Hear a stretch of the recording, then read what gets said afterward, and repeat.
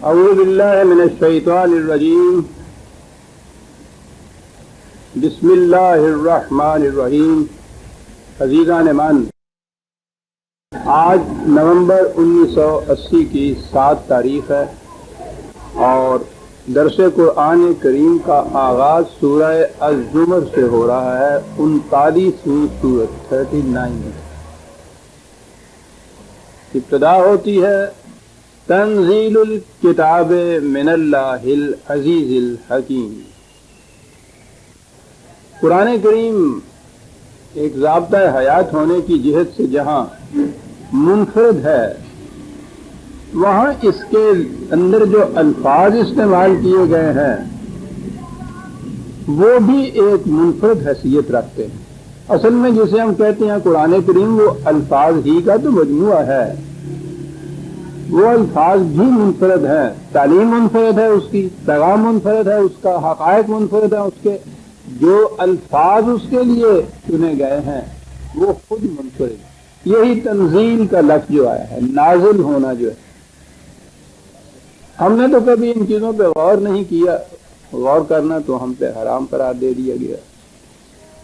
خدا کی طرف سے نازل شدہ کتاب، منزل من اللہ، یہ الفاظ ہم بولتے چلے جاتے ہیں، کبھی کھڑے ہو کے سوچتے نہیں کہ اس کے معنی کیا ہیں. یہ لفظ کیوں استعمال ہوا ہے قرآن میں؟ نزول قرآن کیا معنی ہے؟ اور یہ وہ الفاظ ہیں کہ جو در حقیقت میں نے کہا ہے نا کہ جو انفرادیت ہے اس کی، یہ الفاظ اس کو اسٹیبلش کرتے ہیں. وحی کے لیے یہ الفاظ استعمال ہوئے ہیں. اب علمی دنیا والے وہ اس کو اپریشیٹ کر سکتے ہیں کہ یہ کیا لفظ استعمال کیا گیا ہے. انسانی علم، وہ اس کا طریق حصول کوئی بھی ہو، انسانی علم جو ہے اس میں انسان کی اپنی محنت، کاوش، کسب اور ہنر، صلاحیت، قابلیت، فکر، غور، تدبر، یہ ساری چیزیں شامل ہوں گی. انسان کی اپنی، پھر وہ علم حاصل کر سکے. یہ جتنی چیزیں ہیں وہ انسان کے اپنے اندر ہوتی ہیں. انہی صلاحیتوں سے کام لیتا ہے تو وہ علم حاصل کرتا ہے.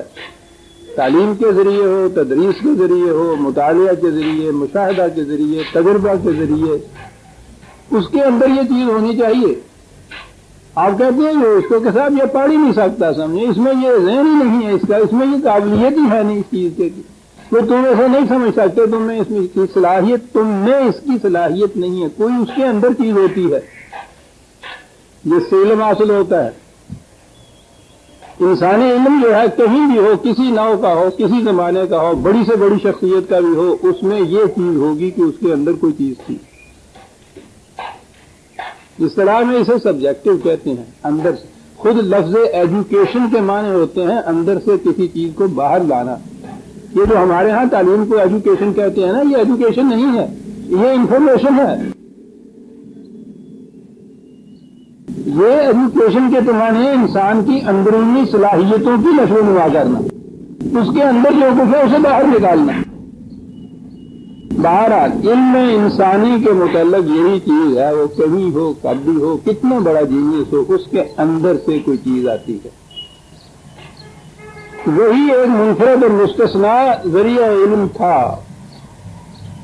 کہ جس میں سے اس کے اندر سے یہ چیز نہیں ہوتی تھی. یہ حصول علم کا یہ ذریعہ نہیں تھا، باہر سے کوئی چیز آتی تھی، بالکل منفرد. کسی اور کے لیے یہ بات نہیں ہوتی. خارج سے ایک چیز آتی تھی، آبجیکٹو بھی جسے آپ کہتے ہیں ہمارے یہاں. اس میں اس کے اپنے جو کچھ اس کے اندر ہے، محنت، کاوش، کسب و ہنر، فکر، تدبر، شعور، کسی چیز کا دخل نہیں تھا. وہ تو خارج سے آ رہی ہے، جسے کہیں اوپر سے اتر رہی ہے. اب یہ دیکھیے، یہ جو تصور ہے وہی کا، اس تصور کے لیے یہ ایک لفظ کہ یہ وہ علم ہے جو اسے باہر سے آتا ہے، اس کے اندر سے باہر نہیں آتا، یہ وہی ہے۔ یہ جو ہے نازل ہونا، اب اس کا ترجمہ کیا کیا جائے گا؟ انگریزی زبان میں بھی وحی کے لیے ریولیشن کا لفظ انہوں نے کیا ہے، ریویلڈ ٹو دی۔ اس کے معنی ہوتا ہے پردہ کشائی کرنا، پردہ اٹھا دینا۔ ریویل کے معنی پردہ ہوتا ہے، ریویلیٹ کے معنی ہوتا ہے پردہ اٹھا دینا۔ تو وہ اس کے معنی یہ ہیں کہ وہ چیزیں تو پہلے موجود تھیں، پردہ پڑا ہوا تھا، اس کے سامنے سے وہ پردہ اٹھا دیا۔ اس میں شبہ نہیں کہ وہ بھی خارجی علم کی حیثیت رکھتی ہے وہ چیز، لیکن وہ پہلے ان چیزوں کو وہاں موجود ہونا جو ہے یہ تو ضروری ہے۔ یہاں یہ تنزیل ہے، وہی مادہ ہے جس کے معنی میں نے پہلے عرض کیا کہ نازل ہونے کے معنی ہیں اوپر سے کسی چیز کا اندر آنا، اور تنزیل یہ اس لفظ تنزیل باب کے اندر عربی زبان میں یہ ہے بتدریج، رفتہ رفتہ، آہستہ آہستہ کسی چیز کا آنا۔ اور اگر وہ ڈسکلوجر جو ہے پردہ اٹھا دینا، پہلے سے ہر چیز موجود ہے، پردہ اٹھ گیا ہے، تو اس میں پھر تنزیل نہیں رہتی بات۔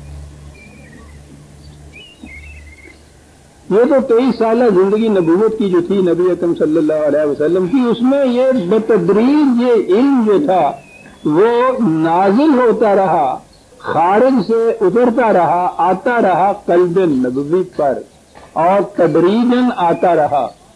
اب یہ ہوا یہ نزول، اور اس کی طرف اس کے لیے لفظ تنزیل، اس کا ترجمہ کون سی زبان کر سکے گی؟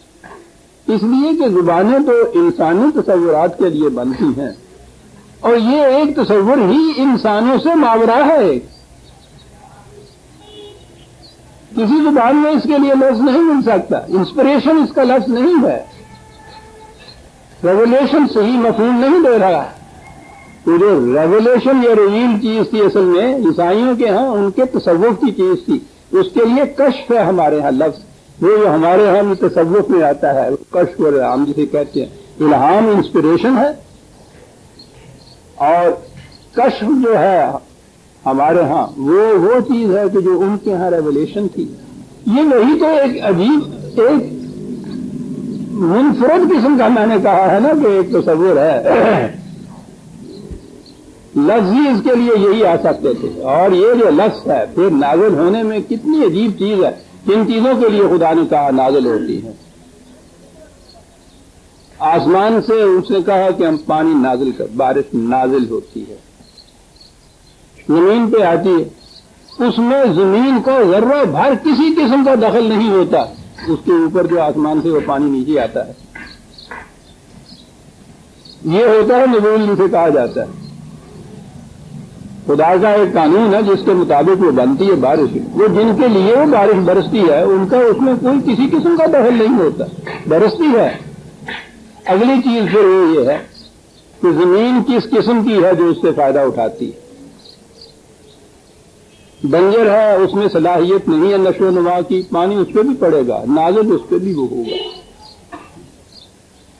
لیکن اس میں کوئی رویدگی نہیں ہوگی۔ زمین اگر تیار ہے، اس میں صلاحیت موجود ہے، اس میں سے رویدگی بھی ہوگی۔ یہ اگلی چیز ہے، زمین یہاں آتی ہے، بارش جہاں تک بارش کا برسنا ہے اس میں زمین کا کوئی حصہ نہیں ہوتا۔ تو ایک لفظ نزول میں آپ دیکھیے کتنی جامعیت آ جاتی ہے قرآن کے ان الفاظ کے اندر۔ تنزیل الکتاب، خارج سے ملا ہوا علم کتاب۔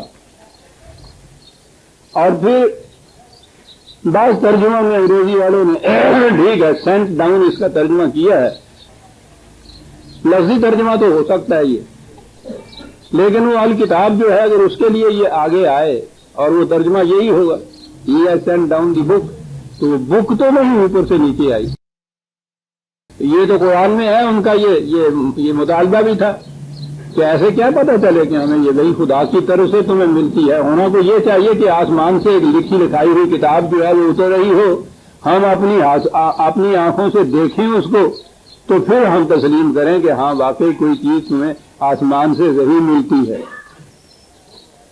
اور اس کا جواب انہی کے الفاظ میں دیا، کہنے لگے یہ کہتے ہیں ہم دیکھ لیں، یہ اگر اس کو چھو بھی لے اور ان کے ہاتھ میں بھی کتاب آ جائے پھر بھی ایمان نہ لائیں. یہ نہیں بتایا کہ کٹ کھجتی ہے. یہ مطلب یہ ہے کہ وہ سینڈ ڈاؤن دی بک جو ہے اس سے بھی یہ تصور یہ نہیں آتا. وہ کتاب کا اوپر سے کسی طرح سے نیچے اترنا ہے. وہی کی ماہیت اور کنو اور حقیقت ہی مختلف تھی. ہم سمجھ ہی نہیں سکتے اسے وہی کیسے ملتی تھی.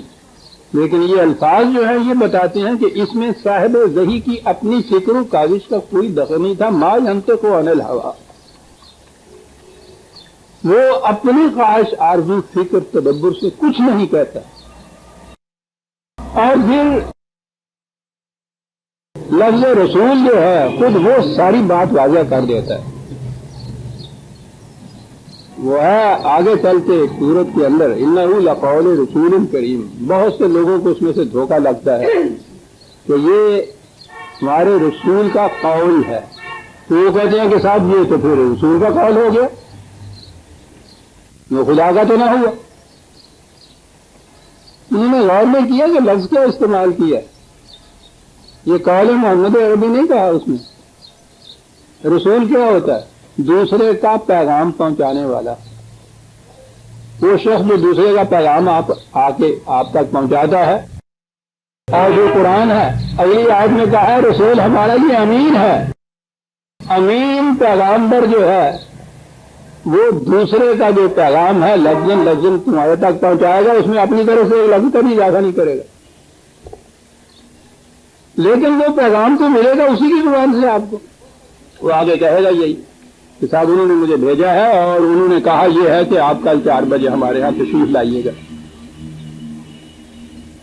اس کی زبان سے یہ پیغام نکل رہا ہے. لیکن جو ہی آپ نے کہا کہ یہ پیغامبر ہے، یہ پیغام ہے، اسے پوچھے گا وہ تم کہتے ہو اپنی طرف سے کہنے لگے جی نہیں صاحب یہ انہوں نے فرمایا، میں تو انہیں کے الفاظ دہرا رہا ہوں. یہ الفاظ کا دہرانا جو ہے یوں قول رسول کہا ہے.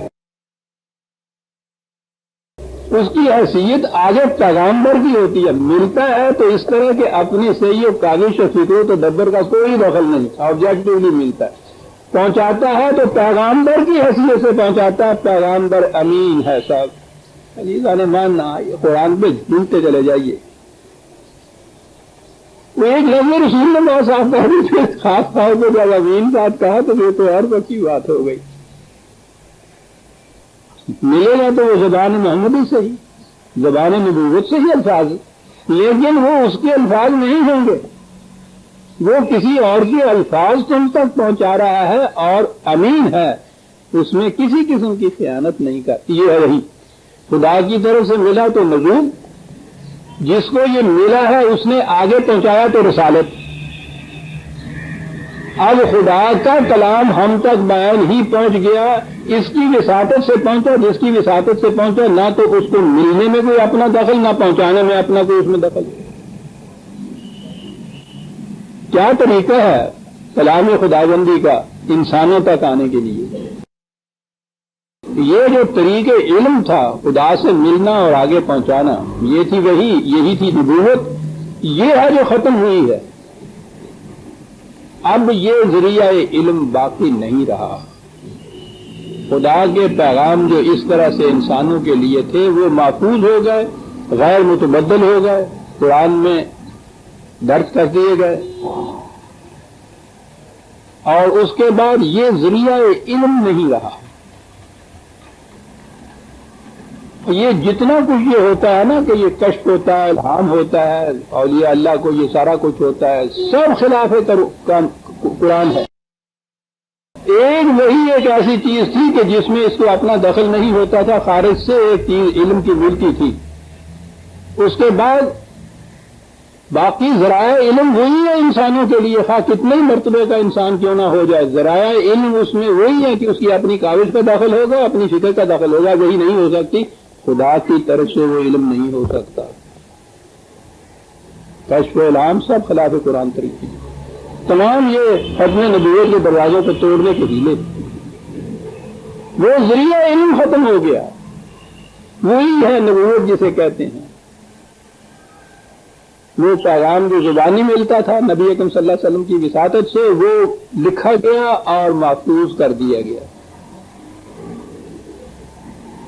تو تنزیل الکتاب یہ ضابطۂ قوانین خدا کی طرف سے بتدریج خارجی طریق سے آبجیکٹولی، جس میں اس رسول کی اپنی کاوش اور فکر کا کوئی دخل نہیں ہے، یہ ملا، اور کتاب کی خصوصیت عزیز اور حکیم جو ہے اس کی طرف سے دو چیزیں اکٹھی، یہ قرآن کریم ہی کا اعجاز۔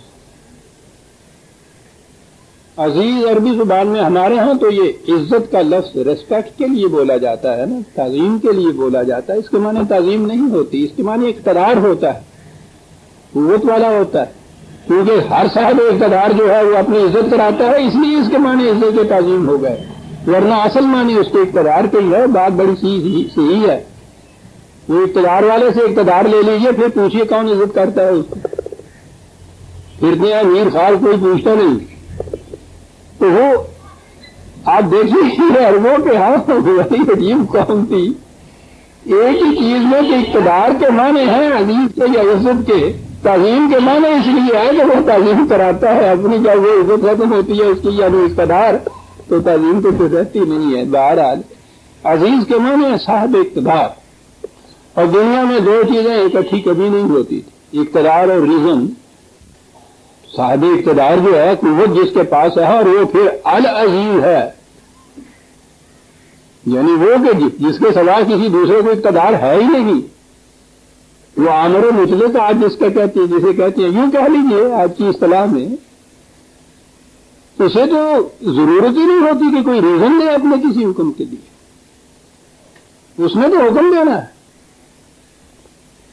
کیوں کہ وہ مسئول ہی نہیں ہے، پوچھا جائے کہ یہ کیوں حکم دیا ہے آپ نے، یہ تو انتہائی گستاخی ہوگی ان کے حضور میں، پھانسی پہ لٹکا دیں گے، آپ کیوں پوچھ رہے ہیں، کیوں نہیں پوچھا جاتا۔ لیکن وہ العزیز ایسا ہے کہ الحکیم ہے، ساتھ اس کے اپنی ہر بات کے لیے ریزن دیتا ہے، آرگومنٹ دیتا ہے، حکمت، اور جب بھی اقتدار اور ریزن اکٹھا ہو جائے وہ ہے نظام جو انسانیت کے لیے ہے۔ انسان اور حیوان میں فرق ہی یہ ہے کہ حیوان حکم کے تابع ہوتا ہے، آواز کے تابع ہوتا ہے، ڈنڈے کے تابع ہوتا ہے، ریزن نہیں وہ مانگتا۔ انسان ریزن مانگتا ہے، کیوں پوچھتا ہے، اس سے اس کا اطمینان ہوتا ہے، پھر اس کے بعد جو تعمیل وہ کرتا ہے تو وہ اس کے حکم کی تعمیل نہیں ہوتی، اپنے فیصلے کی تعمیل ہوتی ہے، جو یہ خود اس فیصلے پہ اس ریزن کی وجہ سے پہنچا ہے۔ دیکھا آپ نے کتنا فرق پڑ گیا، تو وہ العزیز ہے۔ تو آپ دیکھیے کہ تنزیل ہے الکتاب کی ہے، اس اللہ کی طرف سے ہے جو العزیز ہے الحکیم۔ تو یہ آپ دیکھتے ہیں کہ قرآن کے الفاظ جو ہیں یہ الفاظ ہی تو قرآن ہیں، یہی تو وہی ہیں، یہ منفرد ہیں، اس کا انداز منفرد ہے، الفاظ منفرد ہیں۔ انا انزلنا الیک الکتاب بالحق، تجھے الکتاب نازل ہوئی العزیز کی طرف سے، وہ تو ہونا ہی تھا، ضابطۂ قانون وہی دے گا جو صاحب اقتدار ہوگا، لیکن اس میں ساتھ ہی اس کے ریوائی اور فٹ جو ہے اس کا ریزن، اس کا آرگومنٹ، اس کی علت، اس کی غایت، اس کا مقصد، یہ سب کا سب ساتھ بتایا ہوا ہے۔ یہ بالحق، یہ ایک چیز ہوتی ہے جو محض ذہنی ہوتی ہے، فینٹیسی جسے آپ کہتے ہیں، تصوراتی ہوتی، محض نظریاتی ہوتی ہے، عملی دنیا سے ٹھوس حقیقتوں سے اس کا تعلق نہیں ہوتا۔ عربوں کے ہاں حق کہتے ہی اس بات کو تھے جو ٹھوس ہو کر اپنا ثبوت بہم پہنچا دے آپ کے سامنے، محسوس شکل میں سامنے آ جائے، جسے ہم کہتے ہیں نا کہ یہ حقیقت ہے۔ تو اب تو ہمارے ذہنوں میں وہ ایبسٹریکٹ چیز ہی آتی ہے نا، ذہنی طور پہ ہم نے تسلیم کر لیا کہ ہاں واقعی یہ حقیقت ہے جسے ہم ٹروتھ کہتے ہیں، لیکن وہ اس کو حق نہیں کہتے تھے، وہ حق اس وقت کہتے تھے جب کوئی نظریہ، کوئی تھیوری وہ عملاً محسوس شکل میں جب سامنے آتی تھی تو اس کو الحق حق کہا جاتا تھا۔ یہ جو چیز ہے کہ یہ کتاب پھر دیکھیے کتنی کتاب کی خصوصیات بیان ہوتی چلی جا رہی ہیں. ذریعہ علم تنزیل ہے، وہ الکتاب ہے، محض ضابطۂ حیات جسے آپ کہیں گے. پھر وہ خدا کی طرف، اللہ کی طرف سے جو الالہ ہے، اقتدار مطلق جس کو حاصل ہے، وہ اقتدار عزت اور حکمت دونوں کے امتزاج کا نام ہے. 4 لفظ ہیں آیت میں، غور کیجیے کہاں دیے جاتا ہے قرآن. پھر وہ کتاب نازل ہوئی ہے تو اس شکل میں نازل ہوئی ہے کہ وہ اپنے ہر دعوے کو محسوس شکل میں دکھا دے گی کر کے. یہ ہے الحق. الحق پہ ہی اگر میں آؤں تو آپ دیکھیں کہ اس میں بھی کتنے درسوں کی ضرورت ہوگی. بڑی اہم چیزیں ہیں قرآن کی. حق وہ ہوتا ہے جو محسوس شکل میں سامنے ہو، لیکن وہ اٹل ہو، اپنے مقام کے اوپر کھڑا ہو، غیر متبدل ہو. اب غیر متبدل چیز جو ہے اپنے مقام کے اوپر جم کے کھڑی ہوئی، اس میں تو جمود ہوگا. یہ سامنے کا ستون میرے جو ہے یہ ایک چیز ہے، اپنے مقام پہ وہ کھڑی ہے، لیکن یہ تو جامد ہے. عرب اس قسم کے اٹل کو حق نہیں کہتے تھے. سیدھی سادی سی قوم تھی، لمبے چوڑے فلسفے میں تو جاتی نہیں. وہ زندگی کے جو روزمرہ کے مشاہدات تھے، محسوسات تھے، انہیں سے وہ اس قسم کے نظریے تو اب ہم قائم کرتے ہیں نا، وہ تو ان محسوسات کے لیے الفاظ استعمال کرتے تھے. وہ کہتے تھے ایک ایسی چیز کہ جو اپنے مقام کے اوپر اٹل بھی رہے، محکم بھی رہے، اور اب ضروریات زمانہ اور تقاضا کے ساتھ ساتھ ہلتی جلتی بدلتی بھی رہے، جامد نہ ہو، متحرک بھی ہو، اپنے مقام پہ اٹل بھی ہو. تو 2 صفتیں جو ہیں آپ دیکھتے ہیں متضاد صفتیں ہیں. اگر وہ متحرک ہے، ہلتی جلتی ہے، تو ہو سکتا ہے نا کہ وہ گر پڑے، ادھر ادھر ہو جائے. اگر وہ اپنے مقام پہ کھڑی ہے تو وہ جامد ہو جائے. کہتے تھے یہ نہیں حق. وہ کہتے تھے یہ جو دروازہ ہے نا، اس کو وہ الحق کہتے تھے کہ وہ اپنے مقام کے اوپر ہمیشہ کھڑا ہوتا ہے، اور ضرورت کے مطابق جب جی چاہے وہ بند ہو جاتا ہے، جب جی چاہے وہ کھل جاتا ہے. اسے کہتے تھے حق. اب کتاب کے متعلق کیا نا بالحق، اس کے اقدار، اس کے اصول، اس کی حدود اپنے مقام کے اوپر اٹل ہیں. لا تبدیل لکلمات اللہ، انہیں کوئی وہاں سے تبدیل نہیں کر سکتا. اور اس کے ساتھ ساتھ ان حدود کے اندر رہتے ہوئے اپنے زمانے کے تقاضوں کے مطابق اب قوانین بناتے چلے جائیے، باعلاج بناتے چلے جائیے، تشریعات کرتے چلے جائیے. دروازے کو ضرورت کے مطابق بند کر لیجیے، ضرورت کے مطابق کھول دیجیے، آدھا کھولیے، پورا کھولیے. بند ہوتا ہے، کھلتا چلا جاتا ہے، اپنے مقام پہ اٹل بھی ہے. جس میں یہ 2 قسم کی متضاد صفتیں بجا وقت موجود ہیں، دروازے سے وہ لوگ اس کو تجویز دے کے اس کے لیے وہ بولتے تھے وہ. اور یہ ہے الحق جو قرآن کا ہے، تغیر پذیر نہیں. تو وہ دروازے کی وہ جسے ہم طول کہا کرتے تھے، یا قبضہ جو ہے، یہ ڈھیلا کا بھی ہو جائے تو مصیبت ہو جاتی ہے، اس کی تغیر پذیر ہو گیا نا. اور اگر وہ جامد ہو جائے، قبضہ جو ہے وہ جنگ لگ جائے، اس کو وہ کھلے ہی نہیں، بند ہی نہ ہو، دروازہ ہی نہیں رہتا، وہ تو دیوار ہو جاتا. جب دروازوں کے قبضے جو ہے جنگ آلود ہو جائے نا، کہ وہ کھلے ہی نہیں، بند بھی نہیں، اپنے مقام کے اوپر جامد ہو، تو وہ نظم ہوتا ہے. 1000 سال پہلے کا بنا ہوا دروازہ انٹیکویٹیز میں لے لیجیے ان کو، آثار قدیمہ میں نہ کھلتا ہے نہ بند ہوتا ہے. جائیے سبحان اللہ صاحب، کیا بات ہے، کیسا دروازہ بنا دیا کسی وقت کسی نے. بس وہ تو دروازہ تو ہوتا ہی نہیں، وہ تو دیوار ہوتا ہے. اور اگر اس کی صورت یہ ہو کہ وہ ہو ہی نہ تو پھر تو وہ کھلا ہوا شگاف رہ گیا، دروازہ بھی نہ رہا. یہ سیکولرزم ہے. الحق تو اپنے مقام پہ محکم بھی ہے، ثبات ہے اس کے اندر، اور وہ زمانے کے تقاضے کے مطابق کھلتا بھی ہے، بند بھی ہوتا ہے، تغیر بھی ہے اس کے اندر. یہ پرماننس اینڈ چینج کا جو امتزاج ہے نا، یہ ہے جسے دین کہا جاتا ہے. یہ ہے کتاب کا بالحق نازل ہونا. ایک ایک لفظ دے کے چاہیے. کہاں مقصد اس کا کیا ہے، کیا کیا جائے اس کتاب. جی کہے کے لیے ہے، کتاب ہے کہ لیکن بس بات اتنی ہے، فاعبد اللہ، معقومیت اختیار کرو تو اس کی اختیار کرو. اب یہاں یہ بتا دیجئے کہ اللہ کی معقومیت کا ذریعہ کیا ہے. اس کی کتاب، ذکر تو کتاب کا چلا آ رہا ہے پیچھے سے. اس کی محکومیت اختیار کرو، اسی کے قوانین ہیں جن کی ہدایت کرو. یہ ہے اس سے مقصد کتاب سے.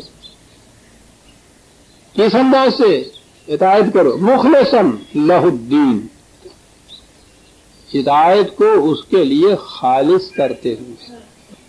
کتاب اللہ یا خدا کے قوانین و احکام کے اندر اگر آپ انسانوں کے بنائے ہوئے قوانین بھی ساتھ شامل کر لیں گے اور ان کو الوہیت کا درجہ دے دیں گے، یعنی ابدیت اور غیر متبدل ان کو تصور کر لیں گے، تو وہ خدا کی اطاعت مخلصاً نہیں ہوگی، شرک ہو جائے گا اس کے اندر. اگر وہ آپ اس میں خدا کو لاتے ہی نہیں ہیں، پورے کا پورا انسانوں کو اقتدار دیتے ہیں اس کا قانون سازی کا، تو وہ سیکولرزم ہو جائے گا، وہ کفر جس کو کہیں گے آپ. اگر آپ یہ کچھ کریں گے کہ کچھ اس کا بھی لے لیں گے اور کچھ انسانوں کا بنایا ہوا بھی، اور انسانوں کے بنائے ہوئے ان قوانین کو الوہیت کا درجہ دیں گے، یعنی ابدیت کا درجہ، غیر متبدل ہونے کا درجہ. یہ خصوصیت صرف خدا کے قوانین کو ہے. اگر انسانوں کے قوانین کو بھی آپ نے یہ درجہ دے دیا تو یہ شرک ہوگا، ان کو خدا بنا لیا.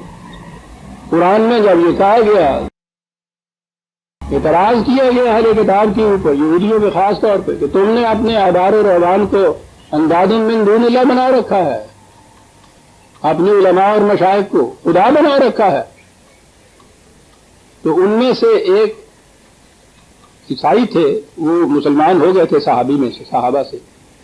انہوں نے کہا رسول اللہ سے کہ میں تو خود عیسائی تھا، کل ابھی مسلمان ہوا ہوں، ہم ان کو خدا تو نہیں، ہم ان کو بنا رہے تھے، ہم ان کی پرستش تو نہیں کر رہے تھے.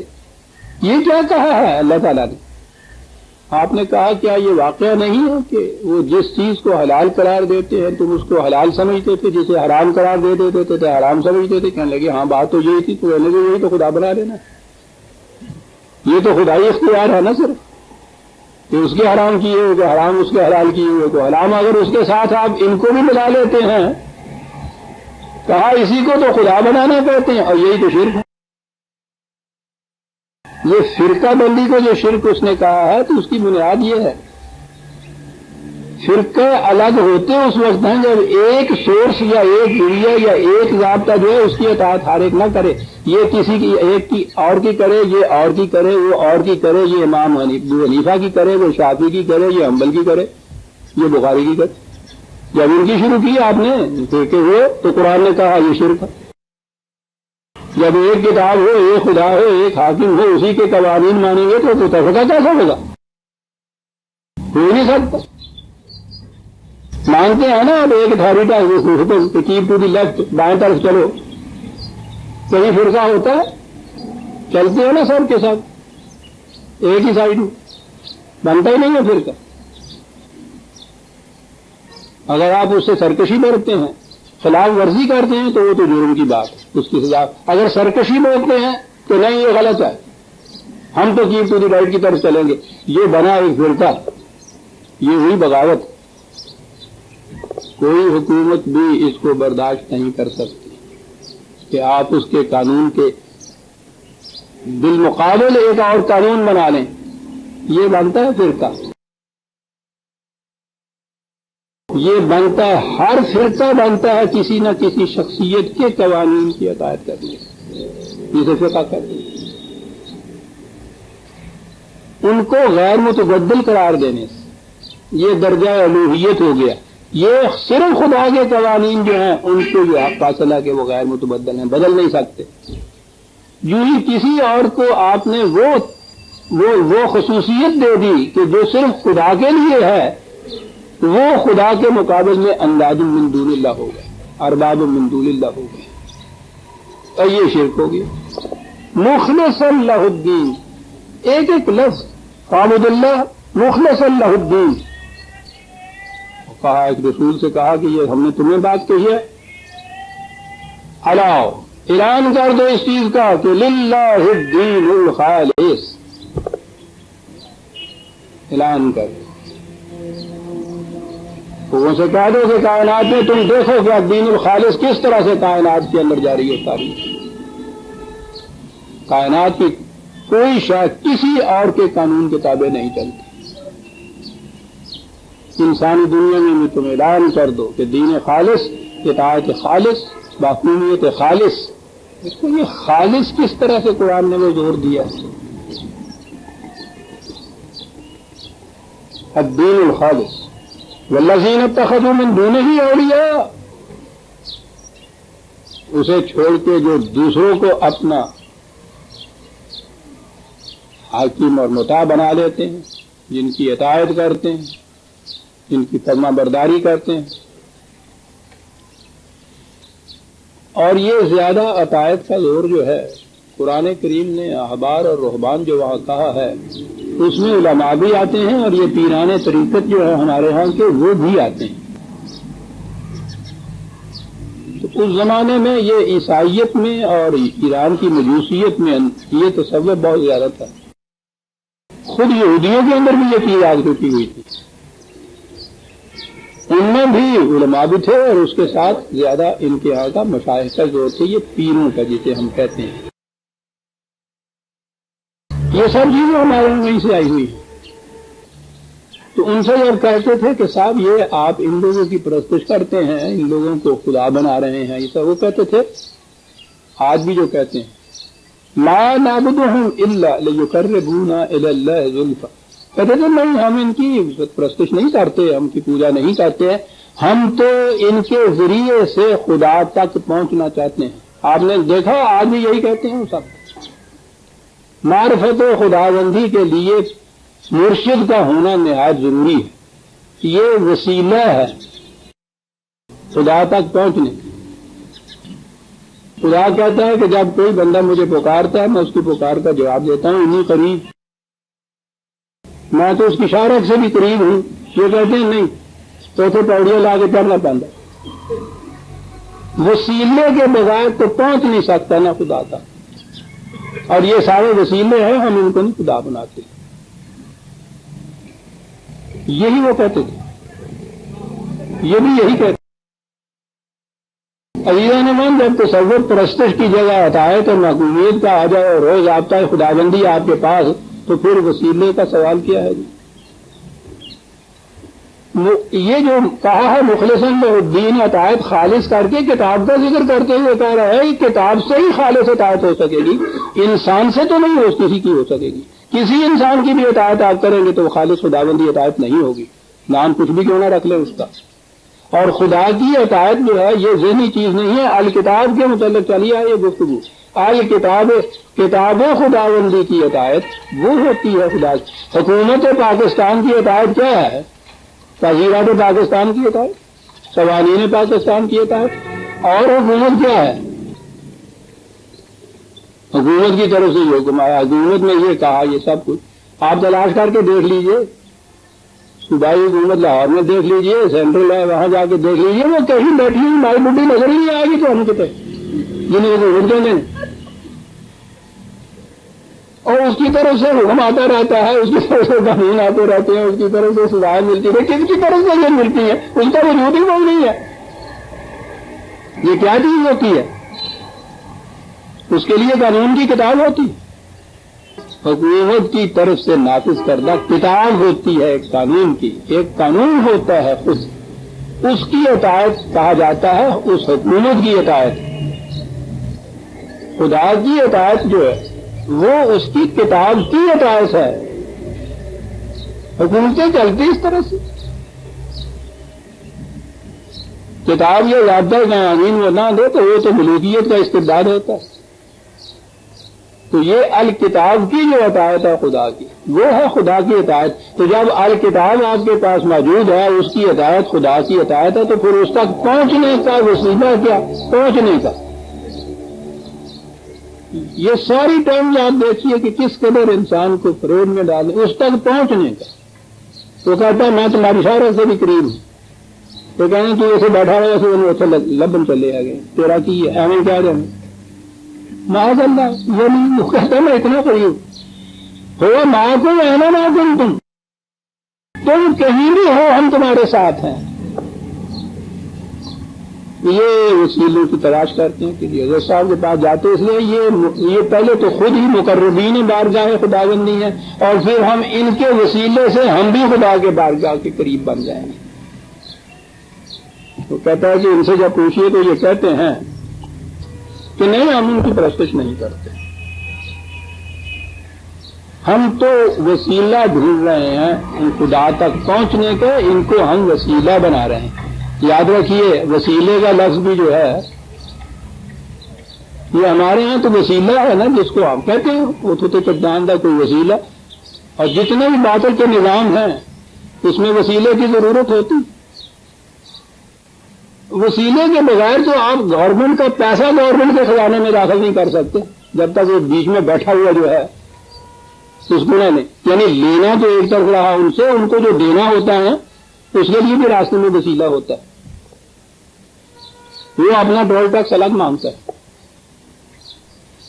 اور یہ جتنے آپ خدا تک پہنچنے کے وسیلے باقی ہیں وہ کوئی کم ٹول ٹیکس تو نہیں لیتے آپ سے۔ یہ سارے تصور غلط ہیں۔ جیسا نے مان جب کتاب خدا بندی کی ہدایت آئے گی نا، یہ سارے تصورات بیچ میں سے چھٹ جائیں گے۔ وسیلے کے معنی ہوتا ہے درجہ، مرتبہ، عزت، وہ جو قرآن میں ہے نا وَابْتَغُوا إِلَيْهِ الْوَسِيلَةَ، تو معنی کیے جاتے ہیں صاحب خدا نے کہا ہے کہ خدا تک پہنچنے کے لیے وسیلہ تلاش کرو، یعنی وسیلے کے معنی پنجابی ہے اردو کے، اور آج قرآن کی ہو ہی رہا ہے ہمارے ساتھ۔ تم وقار چاہتے ہو، عزت چاہتے ہو، مرتبہ چاہتے ہو، درجہ چاہتے ہو، یہ ہے ٹھیک ہے، لِكُلٍّ دَرَجَاتٌ مِّمَّا عَمِلُوا، یہ چاہتے ہو، ہر ایک کا درجہ اس کے اعمال کے مطابق ہمارے یہاں مرتب ہو جاتا ہے، بات ختم کر۔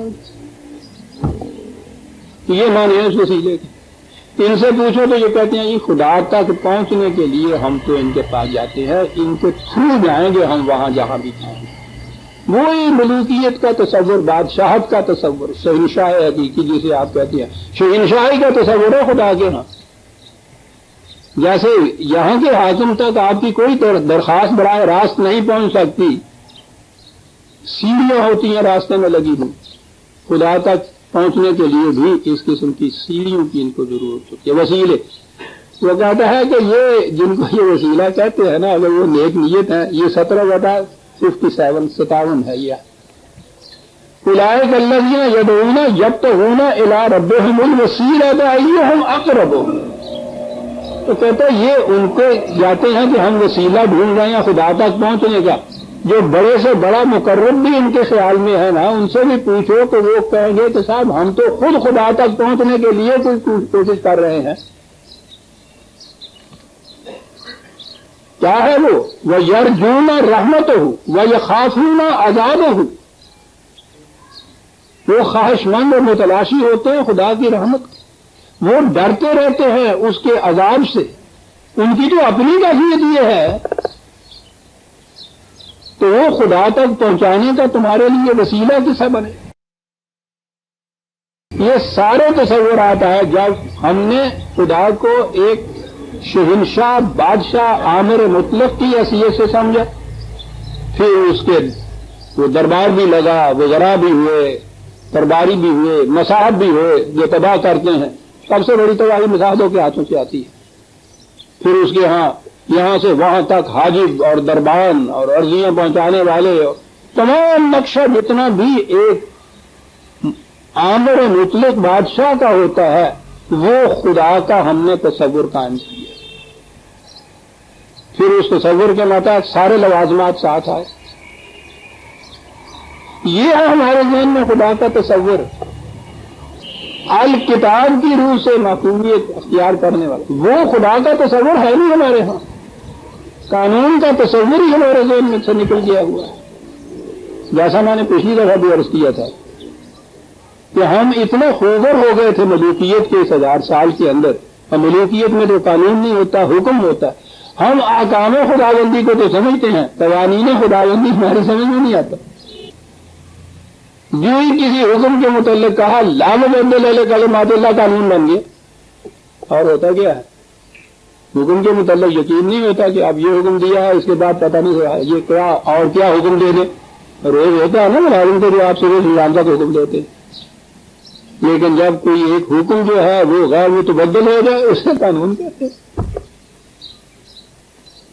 لیکن قانون کے اتباع میں وہ پھر وہ خدا نہیں رہتا جو ہمارے ذہنوں میں وہ ہے، چوتھے کی پرواہ ہے راگ روتے بے پرواہی، تو بے پرواہی والا خدا پھر نہیں رہتا، ہر لے عملہ والا نو چھڑ دے جناب، یہ ہے نا خدا تو۔ لیکن جب وہ خدا قانون بنا دے، ضابطۂ قانون نازل کر دے، اسے غیر متبدل کہہ دے، کہے میں بھی اس میں تبدیلی نہیں کروں گا، سوچیے جو، یعنی اور وہ ہو الحی قیوم، یہ بھی نہیں ہے کہ اچھا صاحب یہ تو نہیں کریں گے، ان کے بعد جو ان کا سکسیسر ہوگا وہ اس کو پلٹ کے رکھ دے گا، کیسا ہی قانون ہو اگر اس میں تغیر سے بدل ہو سکتا امکان ہے، وہ نہ کرے، اس کا سکسیسر کرے۔ آج دنیا کے اندر آپ دیکھیے ساری دنیا جو تھی وہ گوشت بر ریڈیو بیٹھی ہوئی تھی امریکہ کے صدر کے انتخاب کا فیصلہ سننے کے لیے، ارے حنیفیہ اس سے غرض کیوں نہیں؟ ساری دنیا کے اندر لرزش اور لغزش آ رہی تھی یہ دیکھنے کے لیے کہ ان دونوں میں سے کون اس کے بعد وہ صدر ہوتا ہے، وہاں کا صدر سکسیسر، اس کا پتہ نہیں کیا کیا چینجز ہو جائیں، کیا کیا تغیرات ہو جائیں، کیا کیا پالیسی میں تبدیلیاں ہو جائیں۔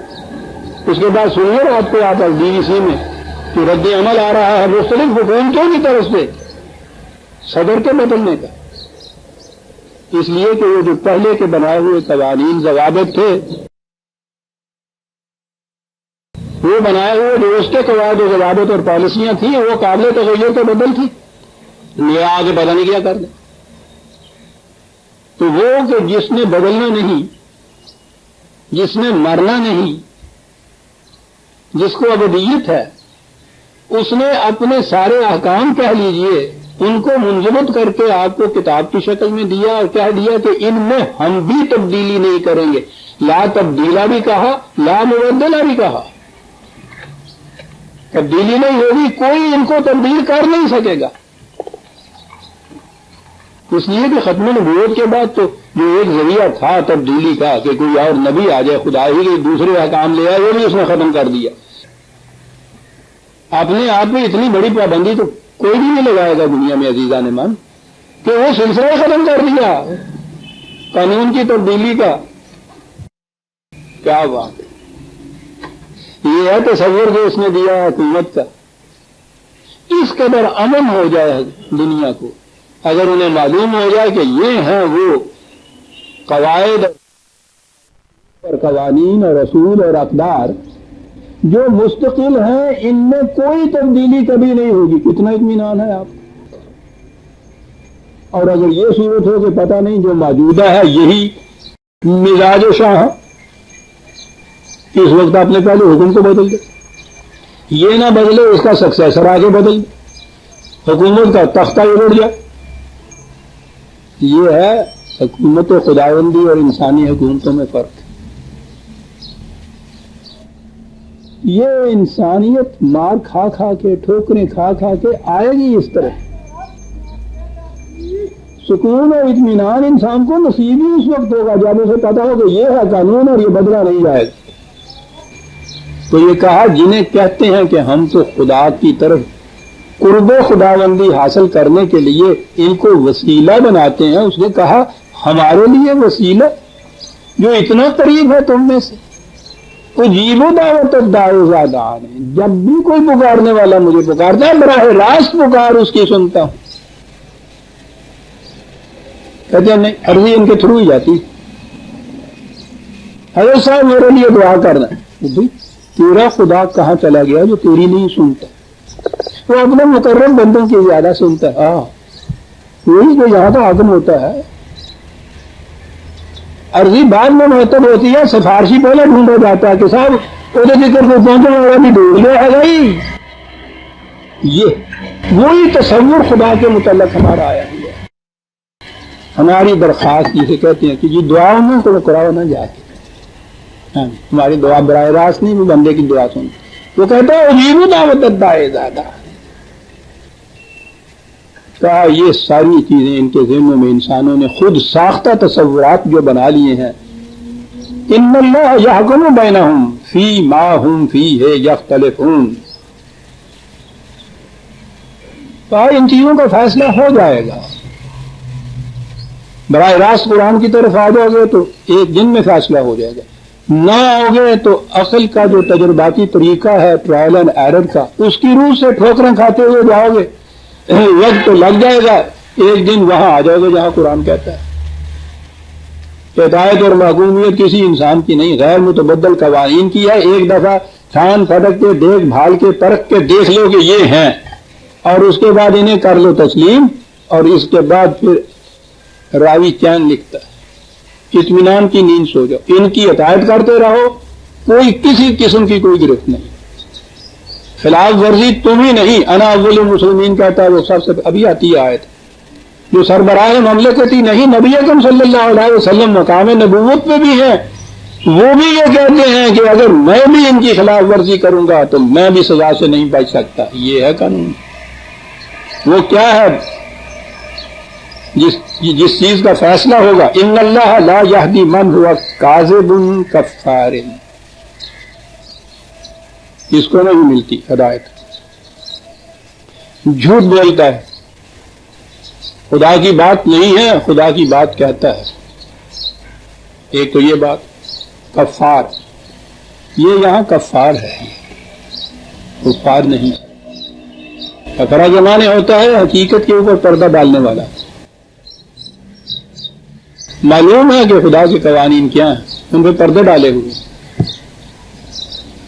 محفوظ کتاب جو ہے خدا کی، کیا کریں گے اس کو؟ اس میں تبدیلی نہیں کر سکتے. ایک دفعہ بنایا انہوں نے عقیدہ ناسوں کو منسوخ کا. 500 آیتیں اس میں کہہ دی کہ ہم نے منسوخ ہیں اس میں سے، یعنی خدا نے نہیں کہا ہے، انہوں نے فیصلہ کیا. وہ بات بھی چھٹ چھٹا گئی، اب کچھ نہیں رہی. کتاب موجود ہے، آپ نے دیکھا اس کو کیسے چھپایا ہوا ہے. ناظرہ پڑھتے رہو، معنی کی طرف نہ جاؤ. آؤ بھی معنی کی طرف تو جو ترجمے یا تفسیریں دی ہوئی ہیں صرف ان تک رہو. مقصد اس کا ثواب حاصل کرنا. اطاعت و محکومیت انسانوں کے بنائے ہوئے قوانین، 1000 برس پہلے کے بنائے ہوئے قوانین کی یا آج کے انسانوں کے قوانین کی. دیکھا کتاب کے اوپر یہ جھوٹ نہیں بولتے، یہ نہیں کہتے کہ ہم اس کتاب کو مانتے نہیں، خدا کی نہیں ہے. کیا ہے؟ کفار، پردہ ڈالا ہوا ہے اس کے اوپر. یہ ہے ان اللہ لا یہدی. انہیں ہدایت نہیں مل سکتی، یہ صحیح راستے پہ آ نہیں سکتے. یہ تمہارا کہنا کہ خدا تک پہنچانے کے لیے یہ راستے میں ہم نے مقربین بارگاہ خداوندی بنا لی ہے. اور سب سے زیادہ کہا یہ عیسائیوں نے بنا رکھا ہے. حضرت عیسیٰ علیہ السلام کو کہیں کہتے ہیں کہ وہ ٹرینٹی، تثلیث میں سے 3 میں سے ایک یہ خدا ہے، کہیں عین خدا ہی اس کو، کہیں اس کو ابن اللہ کہتے ہیں. کہا ان سے بھی پوچھو کہ وہ خدا کا بیٹا کیوں مانتے ہو؟ کہتے ہیں اسی لیے مانتے ہیں کہ انسان اپنے بیٹے کی بات بہت جلدی مانتا ہے، ضروری مانتا ہے، اور چہیتا بیٹا، اکلوتا بیٹا. تو جنہیں ماں بھی بتا رہی وہ نہیں ہگی، مر گئی ہوئی ہگی ہے. تو اس لیے وہ انہوں نے جو عقیدہ کفارہ کا بنایا ہے نا، وہ ابن اللہ کی بنا پہ بنایا ہے. پہلے خدا کا چہیتا بیٹا بنایا اس کو، پھر چہیتے بیٹے پہ پھانسی پہ چڑھایا، پھر اس کا خون بہا جو تھا وہ خون بہا انسانوں کے گناہوں کے کفارے کی شکل میں. انہوں نے ہمارے گناہوں کا کفارہ دے دیا ہے، اس لیے ان کو یہ بنایا مقرر، اور اس سے یہ عقیدہ کیا کہ ہمارے گناہوں کا کفارہ مل گیا. کہا کہ لو اراد اللہ ان یتخذ ولدا لاصطفى مما یخلق ما یشاء. عجیب انداز ہے اس کتاب کا. یہاں کہیں کسی کی طرف سے تھوڑی سی شگفتگی، تھوڑا سا طنز آتا ہے نا، یہ بھی ذرا سا نازک سا طنز اس کے اندر حزب ملی جس کو کہتے ہیں، اس میں جواب دیتا. کہتے ہیں کہ انہوں نے حضرت عیسیٰ کو اپنا بیٹا بنا لیا. کہا ذرا سوچو تو صحیح کہ اگر ہم نے کسی کو بیٹا بنانا ہوتا تو یہ تکلف کہ ایک کنواری لڑکی بیچاری اس کو پہلے حمل ٹھہرایا جائے، تو پہلی چیز تو یہی سوچو تو صحیح کہ ایک جوان کنواری جس کی شادی نہیں ہوئی اس لڑکی کو جو حمل ٹھہر جائے تو آپ پوچھو کہ اس بیچاری کی حالت کیا ہو. یہ تو آج تم نے عقیدہ بنا لیا نا کہ وہ خدا کا بیٹا تھا، وہ کیسے ثابت کرے گی کہ یہ خدا کا بیٹا ہے؟ اور دوسری جگہ خدا نے خود کہہ دیا کہ یہ کہتے ہیں کہ یہ خدا کا بیٹا ہے، اور کہا ان سے پوچھو ہماری بیوی کون سی تھی جس کا یہ پھر یہ بیٹا ہوا. کبھی بیویوں کے بغیر بھی بیٹا ہوا کرتا. اگر جو مریم کو خدا کی بیوی نہیں کہتے، یہ عجیب چیز. کہا ذرا پوچھو ان لوگوں سے کہ یہ اس طرح سے جو ناک کو ہاتھ لگانے والی بات ہماری طرف منسوخ کر رہے ہیں کہ ایک عورت کے بطن سے ایک لڑکا ہم پیدا کریں اپنا بیٹا، اس کے لیے مصیبت کے ثابت نہ کر سکے، ان کی کیفیت کہ وہ اس کو ہماری بیوی نہ بنائیں. تو کہا اگر ہم نے بیٹا ہی صرف بنانا ہوتا ہے تو جو کائنات کو ہم عدم سے وجود میں لے آئے ہیں ان میں سے ایک کاکا ساڈے کو نہیں سے بنایا جاتا. یہ نہیں سانو سارے پاپڑ بولنے پہنے سن. اور وہ دیکھیے تو صحیح نا، کہا یہ ٹھیک ہے ہم نے تو اپنا بیٹا بنا لیا، اس بیچاری کے ساتھ کیا گزرا یہ کوئی نہیں سوچتا. ہاں ایک ہی لفظ ہے سبحانہ. وہ ان تمام خرافات اور اباطیل سے بلند ہے، دور ہے، وہ ماورا ہے ان سے. سبحانہ.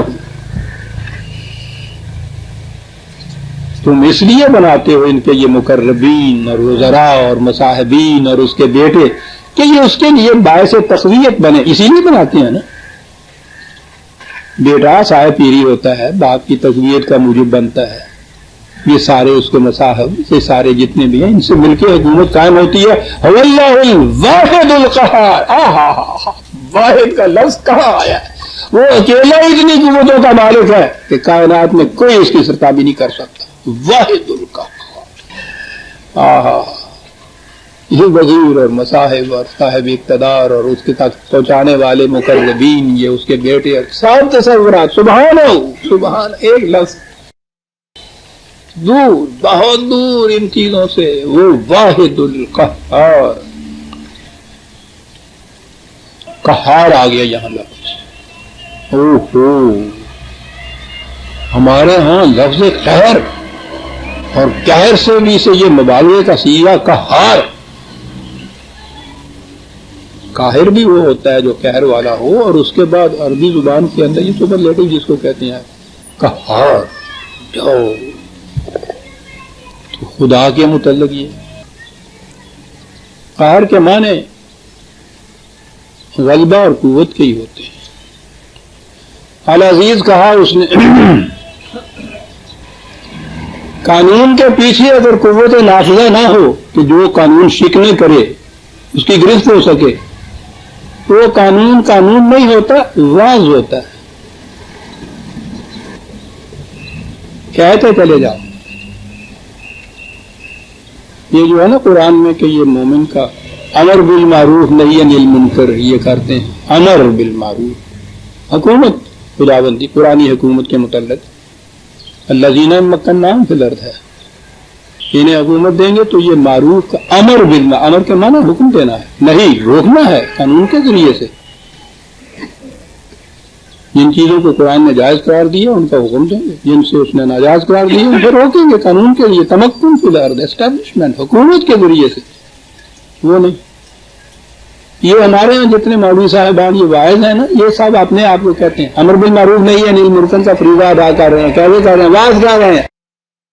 اور بابا خدا واسطے میں نے ساری تو نہیں دسیا آئے گا بھی ایسا نہ کریا کرو. نہیں کرتے جاؤ تھی اپنی گوشت پہنا. چلو جی فریضہ امر بالمعروف نہیں ہے، نیل منکر ہو رہا ہے. آسان نہ ہو تو کلیمی ہے کار بے بنیاد. پینلٹی کلاس اگر نہ ہو کسی قانون کے اندر تو وہ قانون نہیں ہوتا، یاد رکھو. اور پینلٹی کلاس کو نافذ کرنے والی قوت اگر پیچھے نہ ہو تو پھر بھی وہ قانون نہیں ہے. یہ جو قوت نافذہ جس کو آپ کہتے ہیں نا، کسی دیکھنا ایک حکم کو کہ اس کی تعمیل ہو رہی ہے، یہ ہے وہ قوت جسے قہر کہتے ہیں کہ جو اس سے سرتابی بڑھتے پھر وہ اس سرتابی برتنے والے کی گردن کو مروڑ سکے، کلائی کو مروڑ سکے، جھکا سکے اس کو قانون کے سامنے. یہ ہے قانون، یہ ہے وہ قہر جس کے خدا کا قہار کہا جاتا ہے. اور یہ ہوتا ہے اس کا غلبہ، تسلط، اقتدار قانون شکن کے خلاف. قانون کے تبعیت کا اتباع کرنے والوں کو تو یہ کہتا ہے لا خوف علیہم ولا هم يحزنون، ان کو کسی قسم کا ڈر ہی نہیں. یہ ہوتا ہے قانون شکن کے لیے. اور یہ ضروری تھی اگر مجرمین کو ان کے جرم پہ گرفت کرنے والی کوئی قوت نہ ہو، اسے لالیسنس کہتے ہیں نا. پھر جو شریف انسان ہے اس معاشرے کے اندر، ان کے اوپر زندگی، ان کے اوپر سانس لینا عجیرن ہو جاتا ہے. مجرم اور ظالم کی کلائی موڑنا، گرفت میں رکھنا ان مظلوموں کی دعائیں لینے کے لیے ہو. کیا بات ہے قرآن کریم میں، کس انداز میں، بڑے خوبصورت انداز ہے. کون سی بات اس کی خوبصورت نہیں ہے. ذکر چلا آ رہا ہے ان اقوام کا کہ انہوں نے یہ سرکشی برتی، انہوں نے یہ جرم برتا، انہوں نے یہ خلاف ورزی کی. ہم نے وارننگ دی، تنذیر دی، آگاہ کیا، بتاتے رہے ہو تباہ ہو جاؤ گے، ہو ختم ہو جاؤ گے. بالکل نہ مانے. جب یہاں تک نوبت پہنچ گئی، انتہا تک آب سر گزشت، 6/45 فَقُطِعَ دَابِرُ الْقَوْمِ الَّذِينَ ظَلَمُوا، وہ قوم جو ظلم پہ اتری ہوئی تھی اس کی جڑ کاٹ دی ہم نے. جڑ کاٹ دی ایک قوم کی. اندازہ لگائیے کتنا. جڑ کاٹ دی ہم نے. پوری آیت میں بکتا ہوں. جڑ کاٹ دی. آگے ہے وَالْحَمْدُلِلَّهِ رَبِّ الْعَالَمِينَ. الحمدللہ. آہا کیا مقام حمدیت ہے. ظالم کی جڑ کٹ جائے تو مظلوم کے زبان سے بے ساختہ نکلتا الحمدللہ. واہ واہ. خدا اپنے لیے نہیں کہہ رہا کہ تم میرے متعلق کہو کہ تو بہت بڑا بادشاہ ہے نہ. آج ظالم کی جڑ کاٹ دی ہم نے اور مظلوموں کے زبان سے وقت بے ساختہ نکلا کہ الحمدللہ. یہ ہے قہاریت اس کی. ظالم کی جڑ کاٹنا. مظلوم کے حق کے اندر یہی اس کی قہاریت جو ہے. اس کے حق کے اندر، مظلوم کے حق کے اندر انتہا درجے کی رافت اور شفقت. اقبال نے جو بندہ مومن کو کہا ہے جو خدا کی صفات کو اعلی حد بشریت اپنے اندر رکھتا ہے، قہر بھی اس کا ہے اللہ کے بندوں پہ شفیق. خوب یہ شخص وہی بات جو میں نے ابھی عرض کی ہے. تو یہ قہر کے معنی یہاں آ گئے صاف. قہر بھی اس کا ہے اللہ کے بندوں کو شفیق. ظالم اور جابر و مستبد کے حق کے اندر جو اس کی آہنی گرفت ہے، جو اللہ کے بندے شریف انسان بستے ہیں ان کے حق میں یہ شفقت. یہ ہے وہ چیز کہ جس کو قہار کہا گیا. اور پھر الواحد القہار کہا کہ وہ واحد کیا کافی نہیں ہے اس کے لیے جس کی کیفیت یہ ہے کہ خلق السماوات والارض بالحق، سلسلہ کائنات الحق پیدا کیا. میں نے ابھی عرض کیا تھا کہ حق کے اندر یہ چیز ہے کہ وہ اپنے مقام کے اوپر ثابت بھی ہو، اسٹیبلش بھی ہو، اور پھر وہ اس میں اس قدر تغیر بھی آتا چلا جائے ساتھ کے ساتھ کہ وہ جامد نہ کھڑا ہو اس کے لیے. اب یہ دیکھیے کہ خلق السماوات والارض بالحق جو کہا، آپ دیکھیے گا کہ قانون جو ہے وہ تو غیر متبدل ہے جو کائنات میں چل رہا ہے. تغیر کی یہ صورت ہے. اگر یہ قیامت تک کے لیے دن ہی دن رہتا، کبھی رات نہ آتی، سو ہی نہ سکتے. یہ تبدیلیاں جو ہیں موسموں کی، ہواؤں کی، پانیوں کی، یہ نہ ہوتی کتنا جامد ہوتا، بور ہو جاتا انسان. یہ تخلیقی کائنات کا سلسلہ ہی نہ چل سکتا اگر اس کے اندر یہ تغیر نہ ہوتا. الحق جو ہے، اب دیکھیے کہ قانون فطرت اپنے مقام کے اوپر تو غیر متبدل، لیکن اس کے اندر آپ دیکھتے ہیں تبدیلیاں اور تغیرات کیسے آتے چلے جاتے ہیں. دن اور رات کا اختلاف آپ دیکھیے. قرآن نے بار بار اس کی طرف توجہ دلائی ہے کہ دیکھیے یہ قانون کتنا محکم ہے. سورج کبھی یہ کسی دن نہیں کہتا کہ صاحب رات میں جاگتا رہا ہوں آج تھوڑا سا اور سو لینے دیجیے. سورج کسی ایک دن بھی ایسا کہہ دے 1 منٹ کے لیے پیس نہ سو جائے. یہ سارا سلسلہ کائنات یہ تغیر جو ہے یہ نہایت ضروری ہے. خلق السماوات والارض بالحق. الحق میں یعنی میں نے کہا تھا نا اپنے مقام کے اوپر محکم اور اس میں تغیر واقع ہونے والی چیز. سنیے اگلے لفظوں میں کیا بات کہی. بات تو اختلاف لیل و نہار کی تھی کیونکہ یہ وہ مثال ہے جو ہر ایک کے سامنے ہے. ہم روز اس تغیر کو دیکھتے ہیں. لفظ ہیں یکور اللیل علی النہار و یکور النہار علی اللیل وسخر الشمس والقمر. یکور اللیل. اب تو ہمارے ہاں پگڑی ہوتی ہی نہیں. پہلے پگڑی گئی تھی ٹوپی آئی تھی. پھر وہ ٹوپی گئی تو ٹنڈی آ گئی.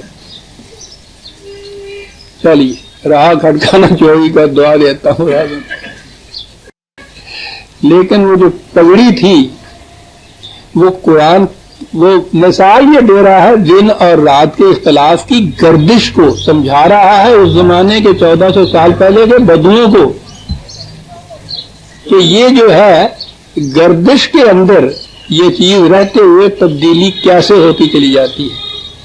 کہا کہ دن رات کے سر پہ پگڑی لپیٹتا ہے رات دن کے سر پہ پگڑی لپیٹتی ہے. کیا بات ہے. گردش کا تصور اور اس میں ایک چیز ایسی کہ اپنے مقام پہ بھی وہ کھڑا ہے سر پگڑی کا لپیٹ بھی ان کے گرد آ رہا ہے. کہاں دیکھتے نہیں ہو ہمارا الحق کائنات کے سلسلے کے قوانین اٹل. تغیرات کی یہ کیفیت جیسے دن رات کے سر پہ پگڑی لپیٹتا ہو رات دن کے سر پہ پگڑی لپیٹتی ہو. سخر الشمس والقمر. حتیٰ کہ یہ ہوتا کیسے ہے کہتا یہی چاند اور سورج کو ہم نے اس طرح سے قانون کی زنجیروں میں جکڑ رکھا ہے کہ وہ پگڑیاں لپیٹتے رہتے ہیں. اور کل یجری لاجل مسمى. اب یہاں آ گیا قرآن. اتنی سی بات تو ہر سائنٹسٹ بھی کہے گا جو پہلے کہی ہے. ہر ایک ان میں سے یجری چلا جا رہا. کیا یہ قیامت پہ ہمیشہ کے لیے یہ ہوگا؟ اس قسم کی ابدیت وہ تو خدا ہی کے لیے ہے. لاجل مسمى نہیں ایک مدت کے لیے جو قانون کی روح سے مقرر کر دی گئی ہے. یہ سلسلہ کائنات ابدی نہیں رہ سکتا. اختتام پذیر ہوگا. قانون کے تابع چلے گا. قانون کے تابع ہی اس میں اضمحلال واقع ہوگا. ابھی سے یہ سائنٹسٹ نے کہنا شروع کر دیا ہے کہ سورج کے اندر سے یہ حرارت جس مقدار سے خارج ہو رہی ہے وہ نظر آتا ہے کہ ایک دن اس کے اندر سے حرارت ختم ہو جائے گی. اور جو ہی اس کی حرارت وہ ختم ہی نہیں. وہ کہتے ہیں کہ اس درجے سے کم اگر ہوئی تو ٹکرا جائیں گے سارے ٹکڑے. لاجل مسمى. الا هو العزیز الغفار. یہاں غفار کہا ہے. کہا یہ سارا کچھ تم سوچتے نہیں ہو کہ یہ سورج اس ہمارے کرۂ ارض سے 13 لاکھ بنا ہے کم از کم. اور یہ بتا رہے ہیں علم الافلاک والے کہ یہ کائنات کے صحرا میں ایک ذرے کے برابر ہے. نظام شمسی پورا سورج بنائے اپنے پلانٹس کے. کہا اتنا عظیم جسہ کائنات کا یہ نظام یہ چلانے والا جو ہے عزیز تو وہ ہے لیکن کاہے کے لیے ہے یہ غلبہ اس کا تسلط اس کا؟ غفار تاکہ تمہیں حفاظت مل جائے. بالکل یعنی ذرا سی قانون شکنی اوپر سے ہو تو سورج تو پوچھو نہیں کتنی زمینوں کو لے ڈوبے. یہ چھوٹا سا تارا جو ٹوٹتا ہے وہ جسے آپ میٹیور کہتے ہیں دمدار تارا ٹوٹنے والا تارا یہ ان کروں میں سے وہ چھوٹے چھوٹے کچھ ذرے ٹوٹ جاتے ہیں کسی وقت وہ فضا میں آتے ہیں. غفاریت خدا کی یہ دیکھیے، سقف محفوظ کہا ہے ہمارے اس ایٹماسفیئر کو اس نے. کیا بات ہے قرآن کی عزیزان من، کیا کیا کچھ نہیں کیا گیا. وہ فرانس کے ڈاکٹر بقایا سے پوچھیے، وقت میں آ جاتا ہے جب ان چیزوں پہ آتا ہے. یہ جو ایٹماسفیئر ہے، یہ وہ جو اوپر سے وہ ٹوٹتے ہیں یوں نظر آتی ہے، وہ چھوٹی سی دھار سی، وہ کروڑوں من کے ہوتے ہیں. ان میں سے اگر کوئی ایک بھی سیدھا آ گرے یہاں، کیا پوچھیے نہیں کیا ہو. یہاں سے وہاں تک درمیان میں یہ اتنے میلوں کا ایٹماسفیئر بنایا ہے، اس کو سقف محفوظ کہا ہے. وہ چھت جو تمہاری حفاظت کرتی ہے، وہ جب اس کے اندر آتے ہیں تو اس کے اندر وہ ایک سائنس کی وہ ہے قائد قانون، اس گردش کے اندر وہ پستے اس طرح سے ہیں کہ وہ ریت کے ذرے ہو جاتے ہیں، اس سے بھی کم درجے کے ذرے. اور یہ وہ ذرے ہیں جن کی وجہ سے روشنی سورج کی آپ تک آتی ہے. روشنی براہ راست کسی چیز تک آ ہی نہیں سکتی، وہ کوئی کسی چیز کو چمکاتی ہے تو وہ پھر آگے آتی ہے. یہ ہیں اتنے بڑے کروں کے ٹکڑے جو ٹوٹتے ہیں. کہا یہ جو ہم نے ان کو اپنے قانون کی زنجیروں میں جکڑا ہوا ہے، وہ ہماری یہ جو غلبہ ہے، وہ عزیز جو کا الغفاریت کے لیے ہے. تم محفوظ رہو.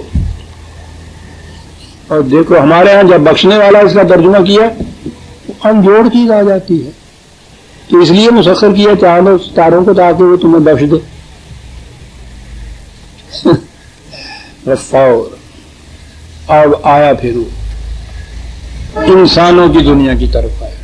یہ تو خاصی کا رات تھی نا. خلقکم من نفس واحدۃ ثم جعل منها زوجها. یہ چیز انسان کی تخلیق یہ اس سے پہلے بڑی تفصیل سے آ چکی ہوئی ہے. اب راستے میں تو یہ قرآن بھی ان کی طرف اشارہ کرتا ہوا آگے بڑھتا ہے. اگر میں بھی پھر تفصیل میں چلا جاؤں گا تو وہ درس جو ہے اسی محور کے گرد گھومتا چلا جائے گا، آگے ہم بڑھ نہیں سکیں گے. اس لیے ہر بار اس کی تفصیل میں نہیں جاؤں گا. یہ جو آج سائنس کا انتہا ہے کہ زندگی کی ابتدا ایک لائف سیل سے ہوئی ہے، جرثومہ حیات سے. ایک واحد جو تھا اسے قرآن نے نفس کہا. ہم کیا سمجھ سکتے تھے اس کو؟ ان سائنٹسٹ نے ہمیں سمجھایا. اس میں سے اسی میں سے تم جوڑا بنے تو وہ سنگل جو لائف سیل ہے، وہ یوں کہیے ہماری اصطلاح اردو ادبی اصطلاح میں جو سے نمود سے وہ پھٹتا ہے تو اس میں سے جو دو ٹکڑے ہوتے ہیں. میں عام الفاظ میں بات کر رہا ہوں، سائنس کی تو بات ہے. ان میں سے ایک جو ہوتا ہے وہ جسے کہتے ہیں آپ مؤنث ہوتا ہے، ایک مذکر ہو جاتا ہے، ایک دوسرے کا جوڑا ہو جاتا ہے وہ، اور پھر سلسلہ آگے بڑھتا ہے. پہلا وہ نفس واحدہ، پھر اس میں سے اس کا یہ جوڑا. اب آنکھوں دیکھی بات ہو رہی ہے یہ سائنس کی. وہ میں نے جو کہا ہے کہ وہ واقعہ جو ہے وہ ان آیات کے اوپر آ کے وجد میں آیا ہے کہ یہ کیا چیز 1400 سال پیشتر یہ کہہ گیا ہے قرآن. یہ بات اس سے پیشتر ہماری سمجھ میں بھی نہیں آ سکتی تھی، لیکن ہم نے کیا کیا، بجائے اس کے کہ کہیں کہ صاحب یہ بات ابھی سمجھ میں نہیں آتی، افسانے ہم نے لیے دورات کے نفس واحد تو ہو گیا بابا آدم، وہاں سے سلسلہ کر. یعنی یہ مشکل تھا انسانی ذہن کے لیے. وہ یہ کہتا کہ آج تو ہمیں پتہ ہے کہ عورت اور مرد کے باہمی جنسی اختلاط سے آگے ایک بیٹا پیدا ہوتا ہے. پہلا انسان کیسے پیدا ہو گیا؟ جب نہ کوئی پہلے مرد تھا نہ عورت تھی، تو اس کو کسی طرح سے انہوں نے مٹی کا ایک پتلا بنانا تھا. ذہن انسانی کا تراشیدہ ہے یہ، اور اس پہ غصے ہونے کی بات نہیں ہے. ہم آپ بھی اس دور کے اندر ہوتے ہیں نا جب ابھی سائنس نے یہ ترقی نہیں کی تھی، تو ہم بھی شاید یہی کچھ مانتے. فرق صرف یہ ہے کہ وہ لوگ اپنی ان حقیقتوں کو ابدی حقائق سمجھ رہے ہیں قرآن کے، یہ قابل تغیر و تبدل نہیں ہے. بس یہ غلطی ہے. ورنہ حقائق جو ہیں وہ تو جوں انسان کا علم ترقی کرتا اوپر جائے گا، قرآن میں مضمر حقائق ان سے پردے اٹھتے چلے جائیں گے. قرآن نے خود کہا ہے کہ ہم انفس و آفاق میں اپنی نشانیاں بے نقاب کرتے چلے جائیں گے. ہر نشانی کے بے نقاب ہونے پہ یہ حقیقت تمہارے سامنے آئے گی انہ الحق کہ قرآن نے واقعی سچ کہا تھا. تو اس طرح سے ہم نے تمہاری تخلیق کی ابتدا کی. اور پھر یہ انسان کی ابتدا نہیں، یہ زندگی کی ابتدا ہے. مختلف ادوار میں سے زندگی گزری.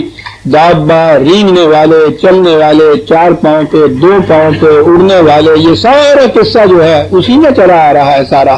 وَأَنزَلَ لَكُم مِّنَ الْأَنْعَامِ ثَمَانِيَةَ أَزْوَاجٍ. دیکھو یہ انزلہ کا لفظ پھر آیا کہ جس میں تمہاری ہنرمندی کا دخل نہیں تھا کہ کس طرح سے ہم نے یہ حیوانات میں سے آگے پیدا کرنا شروع کیا، ان کی نسلوں کو آگے بڑھایا، انسانوں کی نسلوں کو آگے بڑھایا. دیکھیے جس میں انسان کے فکر کی کاریگری نہیں ہے. یہ بنے بنائے ہوئے قانون ہے، ہم سمجھ سکتے ہیں ان قوانین کو، بنا نہیں سکتے تھے ان قوانین کو. تو جو انسان کے بنائے ہوئے نہیں ہیں اس کے لیے یہ لفظ پھر نزول کا لفظ آتا ہے وہاں. یہ انعام، یہ عربوں کے ہاں یہ انعام جن کو ہم کہتے ہیں نا مویشی، وہ 4 ہی قسمیں ان کی وہ کہا کرتے تھے، اونٹ، بکری، گائے اور بھیڑ. تو ان 4 کو انعام کہتے تھے، مواشی کہتے تھے.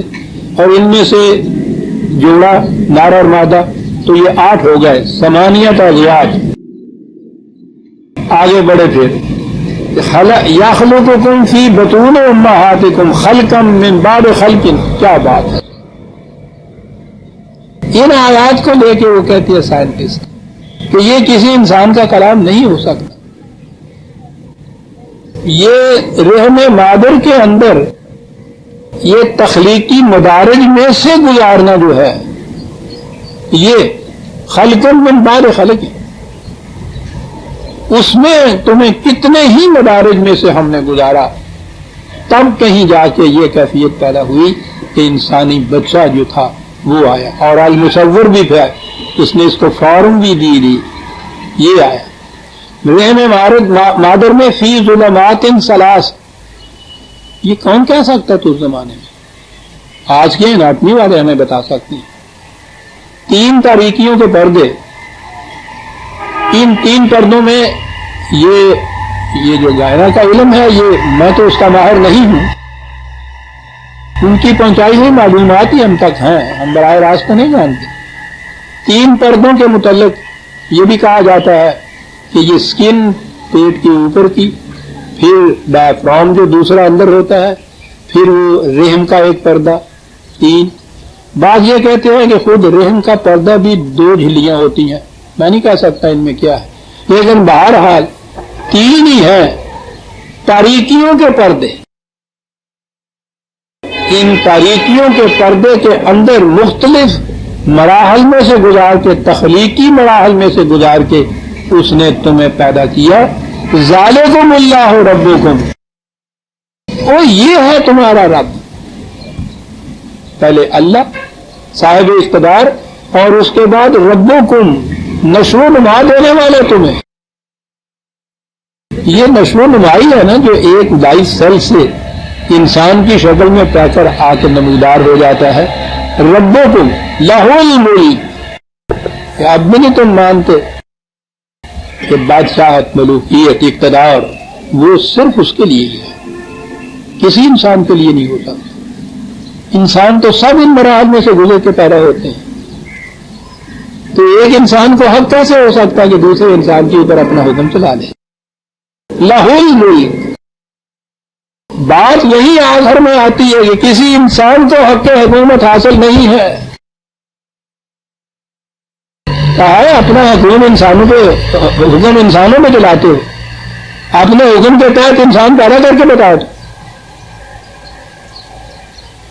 اپنے حکم کے ماتحت خود ہی ہمیشہ تک زندہ رہ کے تو ذرا بتاؤ. اور پیدا کرنا تو ایک طرف رہا. لہ الملک لا الہ الا ہو، اس کے سوا کسی کا اقتدار نہیں. فانا تصرف. اس قسم کے دلائل و شہادات کے بعد پھر کہاں تم پھرتے جا رہے ہو؟ کدھر جا رہے ہو پھر تم؟ کیا بات ہے؟ فانا تصرف. یہ جو کچھ ہم کہہ رہے ہیں اس لیے نہیں ہے کہ ہم نے ووٹس لینے ہیں اور اس کے بعد ہم نے پھر حاکم بننا ہے اور پھر اقتدار کی باغ ہمارے ہاتھ میں آنی ہے. اس لیے ہم بار بار یہ سب کی یہ پراپیگنڈا یا پبلسٹی مہم ہے ہم نے جو شروع کر رکھی ہے الیکشن کے لیے. ان تکفروا فإن اللہ غنی عنکم. اگر اس کے باوجود تم اس بات کو نہیں مانتے کہ انسان کو انسان پہ حق حکومت حاصل نہیں ہے تو جاؤ بھگتو اس کی سزا. ہم تمہارے محتاج نہیں کہ ہم اپنے لیے یہ سب کچھ کہہ رہے ہیں. اور پھر اگلی آیت کے اندر تو دوسری بات بھی اٹھا دی جو ہم کہتے ہیں کہ خوشنودی باری تعالیٰ کے لیے ہم یہ کچھ کر رہے ہیں اس کو خوش کرنے کے لیے. وہ کہتے ہیں ہم کو نہیں ہم تمہارے محتاج ہی نہیں ہیں. کسی کی خوشنودی کے لیے کرنا وہ تو سب سے بڑی احتیاج اس کی ہوتی ہے اس کو خوش کرتے اور یہیں سے تو ساری موت واقع ہوتی ہے. اس کو خوش کرنے کے لیے جو کوئی یہ مسائل کرتے ہیں اسی میں تو خود اپنا بیڑا گرک کرتے ہیں اس کا کرتے ہیں کون کا کرتے ہیں خوش کرنے کے لیے. وہی بادشاہت کی بات کہ اسے خوش کر لو تو بس اس کے بعد راوی ایڈ لکھتے ہیں.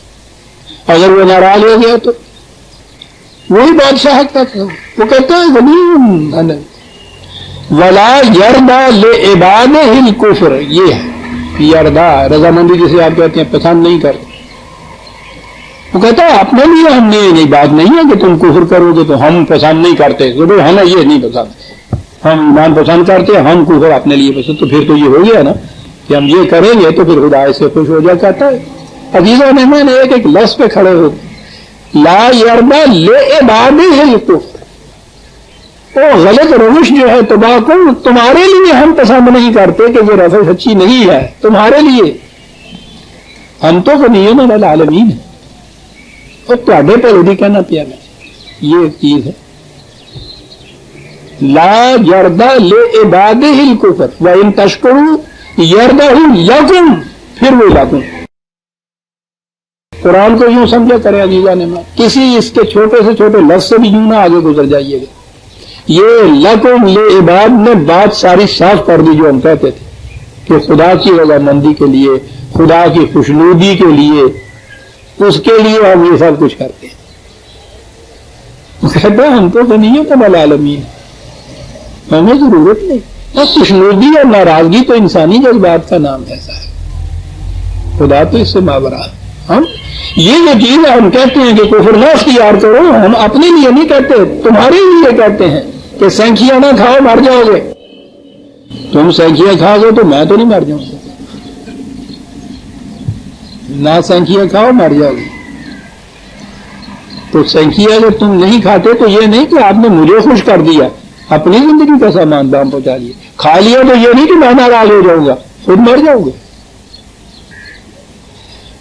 میں نے عرض کیا تھا نا کہ وہ جو کہتا ہے لاکھ نے مجھے تم بتا دو کہ اس قوم نے اپنے لیے خدا کس قسم کا تجویز کر رکھا تھا میں اس قوم کی ساری تہذیب تمدن معاشرے سب بتا دوں گا. یہ خدا ہے عزیزان من جو قرآن نے ہمیں دیا ہے. صرف خدا کا تصور یہ اگر قرآنی آپ کے یہاں قائم ہو جائے تو پوچھو نہیں کتنا بڑا انقلاب آ جائے آپ کے. یہ ہے جسے خدا پر ایمان کہتے ہیں.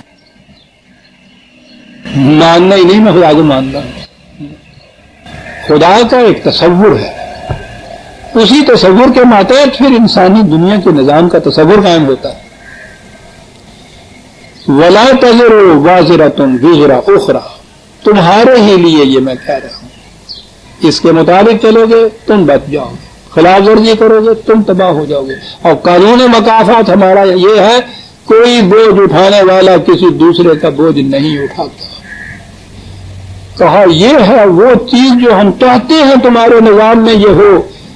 یہ نہیں کرو گے تو پھر ہر بالا دست اپنا بوجھ تمہارے اوپر لاوے گا. صاحب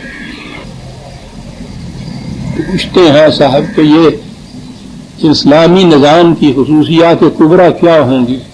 وہ یہ ہوں گی لا تزر وازرۃ وزر اخرى. کوئی بوجھ اٹھانے والا کسی دوسرے کا بوجھ نہیں اٹھائے گا نہ کوئی کسی دوسرے پہ جبر کرے گا کہ میرا بوجھ تم اٹھا کے لے کے چلو. یہاں ہر ایک اپنی ذمہ داری سے شرک کرتا دوسرے کے اوپر اپنی ذمہ داری کو ٹالتا ہے. جو اسے کرنا ہوگا وہ کوشش یہ کرتا ہے کہ فائل دوسرے میز پہ چلی جائے کسی طرح سے. چھوٹے سے میں مثال کے طور پر یہ کہتا ہوں اپنی ذمہ داری کو کوئی نہیں لیتا صاحب. اور پھر یہ چیز کہ جو کچھ مجھ سے غلطی ہوئی ہے میں نہیں بھگتنا ہے، کوئی دوسرا نہیں بھگت سکتا. لا تزر وازرۃ وزر اخری. اور اگلی چیز جو سورہ نجم میں وہاں آیت آئی ہے، اگلا ٹکڑا اس کا ہے وَلَيْسَ لِلْإِنسَانِ إِلَّا مَا سَعَىٰ. اور انسان صرف اس کا حقدار ہے جس کے لیے وہ محنت کرتا ہے. جو محنت نہیں کرتا اس کا حق کوئی نہیں. معذور ہونا اور بات ہے، وہ معذور کے لیے بھی اس نے کہا ہے حق للسائل والمحروم. جو معذور ہے محنت کرنے سے اس کا حق ہے کہ اس کی ضروریات پوری کرو، اور جو کر سکتا ہے لیس للانسان الا ما سعى. جو محنت نہیں کرتا اس کا کوئی حق ثابت نہیں ہے. لا تزر وازرۃ وزر اخری ثم الى ربکم مرجعکم فینبئکم بما کنتم تعملون. یہ ذہن میں کہہ لینا کہ ہم جو کچھ کرتے ہیں کوئی پوچھنے والا نہیں ہے، بڑا غلط تصور ہے. خدا اس کا قانون مقافات گھیرے ہوئے ہے، تمہیں آنا ہے تم نے اس کے سامنے، بھگتنے ہیں اس کے نتائج تم نے. اور کس قسم کے تعملون، کس قسم کے کام، کہاں تک وہ جاتا ہے احاطہ اس کا. انہ علیم بذات الصدور. دل میں گزرنے والے خیالات تک کو بھی واقف ہے وہ. اور عمل کی بنیاد تو پڑتی ہی وہ گزرنے والے خیالات سے ہے صاحب. وہاں تک سے وہ گئے انسان. وقت ہو گیا شیخ.